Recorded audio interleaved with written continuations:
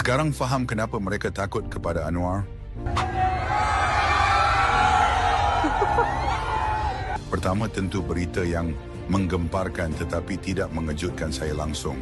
170 juta ringgit dalam tempoh 14 bulan sahaja, Ismail Sabri menjadi Perdana Menteri. Sebelum itu Muhyiddin lebih 200 juta ringgit. Tanya saya, itu hanya sebilangan kecil sahaja.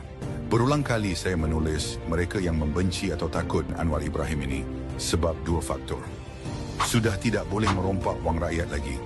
Takut disiasat SPRM hingga dipenjarakan seperti Datuk Seri Najib. Kita dapat lihat bermula dari Najib, Muhyiddin, Mahathir dan terbaru Ismail Sabri, semuanya terpalit dengan pelbagai skandal beratus hingga berbilion ringgit disiasat SPRM. Kami tak pernah takut pun, tapi kami bimbang lah. Itu masalahnya sekarang kan. Okey, yang pertama, berkenaan dengan kamu memperjuangkan rasuah, tapi kamu membela saya Amiri, 47 kes tak ada dakwa. Kemudian yang kedua, kamu katakan Tun Mahathir adalah duit banyak sana banyak sini kan, baik sana baik sini. Tapi bila pergi jemput, kamu keluarkan duit kamu pula. Berarti kenapa Tun Mahathir tak gunakan duit dia? Nampak sangat ini semua fitnah. Begitu juga dengan Ismail Sabri kan, kata banyak sangatlah bukti-buktinya, duit-duit dia bertong-tong, berbeg-beg, tapi akhirnya tidak didakwa bila dia menyokong kamu. Begitu juga dengan ahli-ahli politik lain macam Muhyiddin Yassin apa semua, tak dapat pun kamu bukti di mahkamah.